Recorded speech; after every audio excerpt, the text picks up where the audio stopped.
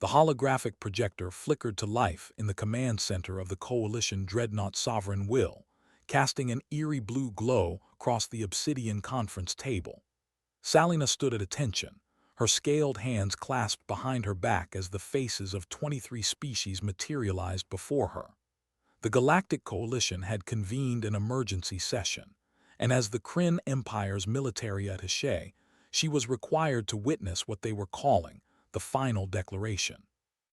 Ambassador Thorvik of the Zinthari Collective cleared his four throats simultaneously, a sound like grinding stone. The motion has been carried by unanimous vote. Humanity has violated the Accord of Non-Expansion for the 47th time. They have colonized another restricted system, and their rhetoric suggests they have no intention of stopping. We have exhausted diplomatic channels. Military intervention is now authorized. Salina's neural implant recorded every word, every nuance. In her 3 decades of service, she had never seen the Coalition move so swiftly toward war.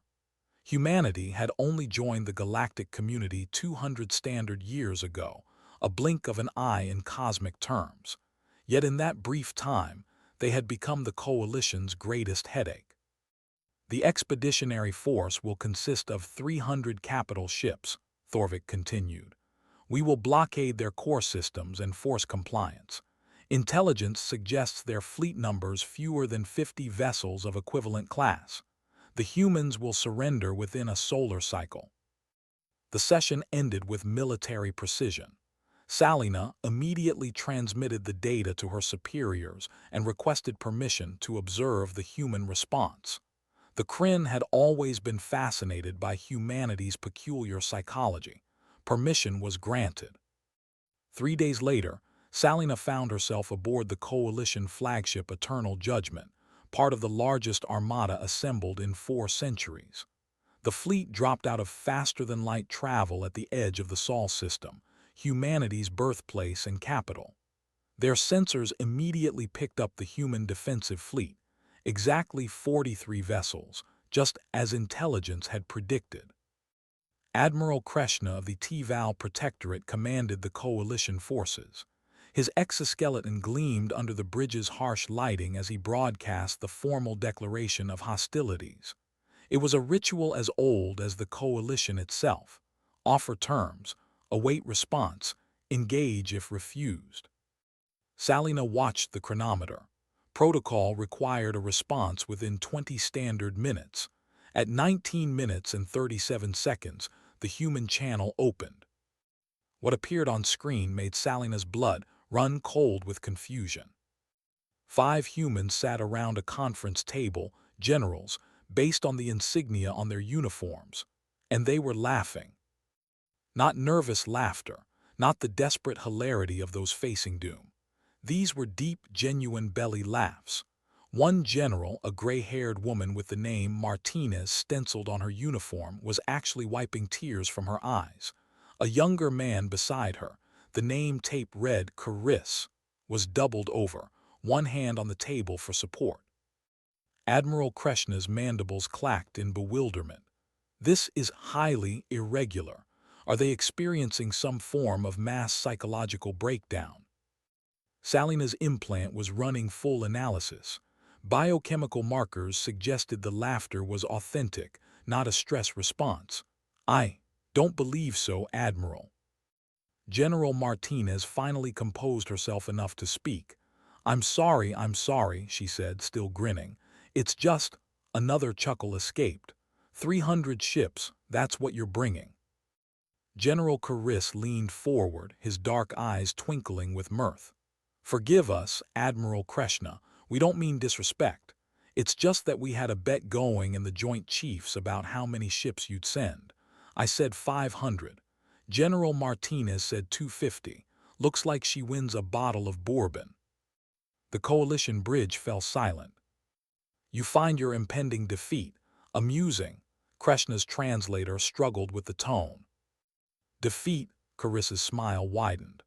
Oh no, Admiral. We're laughing because you just made the same mistake everyone makes about humanity. You counted our ships. Another general, an older man named Chen, spoke up. Tell me, Admiral, what does your intelligence report say about human military doctrine? Krishna gestured to his tactical officer, who pulled up the file. Earth maintains a small fleet of capital ships supported by planetary defense networks, limited force projection capabilities, conventional fusion and antimatter weapons, standard kinetic and energy shields. Nothing remarkable. Right, Chen nodded. Nothing remarkable. That's exactly what we wanted you to think. Martinez stood up, and suddenly her demeanor shifted from amused to deadly serious. Admiral, here's what your intelligence didn't tell you. Humans don't build our military like you do. We don't measure our strength in capital ships. Caris touched a panel on the table, and new data flooded the Coalition's sensors. Salina's implant nearly overloaded trying to process it all. Hidden in the asteroid belt, 16,000 autonomous weapons platforms. Concealed in lunar orbit, 4,000 missile carriers, each carrying 500 warheads. Distributed throughout the system, 2 million defensive drones, each the size of a fighter craft. On Mars, Venus, Europa, Titan, and 36 other colonies, rail guns capable of accelerating projectiles to .2 light speed. And those were just the conventional weapons. You see, Martinez continued, every other species in the Coalition comes from a world where they evolved as the apex predator. You grew up knowing you were the strongest thing on your planet. But humans, she shook her head. We evolved as prey, Admiral.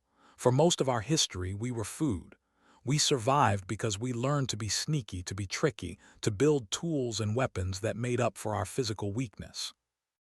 Caris pulled up a historical document. Do you know what MAD is, Admiral? Mutually assured destruction. For centuries before we achieved spaceflight, we had enough nuclear weapons to destroy our own planet 10 times over. We had that power and we chose not to use it, but we kept it. Do you know why? Krishna didn't answer. Because humans understand something the Coalition apparently doesn't. The best weapon is the one you never have to fire, but that only works if everyone knows you have it. The sensor readings kept coming. Salina's implant identified quantum destabilizers hidden in Earth's ocean trenches, weapons banned by the Coalition for 3,000 years, antimatter mines seeded throughout the Uit cloud, and something her system couldn't identify at all, massive energy signatures coming from underground facilities on Earth itself. General Chen smiled grimly. We've been part of the Coalition for 200 years. During that time, humanity has fought in 17 Coalition military actions. We've always sent exactly what was needed, no more, no less. This led you to a natural conclusion, that you'd seen the extent of our capabilities. He paused. That was our intention. You've been hiding your true strength, Salina heard herself say. All 5 human generals turned to look at her, the first time they'd acknowledged her presence. Not hiding, Martinez corrected gently. Humans have a saying, speak softly and carry a big stick. We've been speaking very softly for 2 centuries, but you've never actually seen the stick. Caris brought up one more display. Our 43 capital ships, those aren't the fleet, Admiral. Those are the deterrent, a polite reminder that we're here, the actual fleet, he smiled. Well, we decommissioned it 50 years ago because maintaining it was expensive and we thought we'd never need it. But the shipyards are still there. We could have 300 new capital ships in production within 6 months. But here's the thing you really need to understand, Martinez said, and now her voice carried an edge that made Salina's scales prickle. Humans have been fighting wars since before we could write. We've fought with sticks and stones, with swords and spears, with bullets and bombs, with nuclear fire and biological plagues. We've fought ourselves across every biome on our planet, from frozen tundra to burning deserts, from the depths of the ocean to the upper atmosphere. Do you know how many major conflicts humanity engaged in during the 20th century alone? Hundreds. Do you know how many the average Coalition species has fought in its entire history? 7. General Chen leaned forward. We joined the coalition because we wanted peace, Admiral. We're tired of war. We've seen what it costs, but don't mistake our desire for peace as inability to wage war.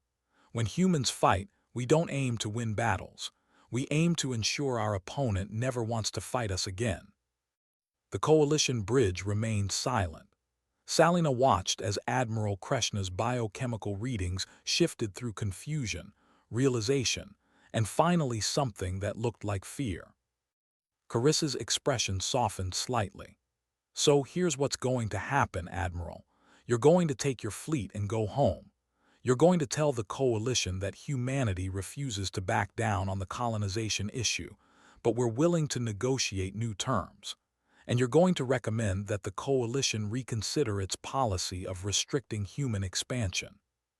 And if we refuse," Kreshna's voice was barely above a whisper. All 5 generals stopped smiling. "Then we'll show you what happens when you corner an animal that evolved as prey," Martinez said quietly. "We'll show you what 3 billion years of survival instinct looks like when channeled through a species that split the atom, mapped its own genome, and reached the stars. And Admiral," she leaned closer to the camera, "you really don't want that." The transmission ended. For a long moment, nobody on the coalition bridge spoke. Then Admiral Kreshna turned to his communications officer. "Recall the fleet. We're returning to coalition space." As the massive armada began its withdrawal, Salina found herself reviewing the data her implant had collected. The numbers didn't make sense. No species could maintain that level of military readiness while simultaneously building one of the most prosperous civilian economies in coalition space. It should have been impossible. Unless, she realized, humanity had always been planning for this moment. Unless they had spent 2 centuries quietly building, testing, and deploying, all while presenting a facade of peaceful integration. She thought about General Carissa's words. "We don't aim to win battles. We aim to ensure our opponent never wants to fight us again." And she understood, finally, why the human generals had been laughing. They hadn't been laughing at the coalition. They'd been laughing at themselves, at the absurdity of spending 200 years building weapons they hoped never to use, at the cosmic joke of a species so good at war that the mere threat of it was enough. As the eternal judgment jumped back into faster-than-light travel, Salina filed her report to the Kryn Empire. Her conclusion was simple. Humanity had won the war before it even started, and they had done it the same way they had survived on their hostile homeworld for millions of years, by making sure potential predators knew that attacking them would cost more than it was worth. The Galactic Coalition never declared war on humanity again.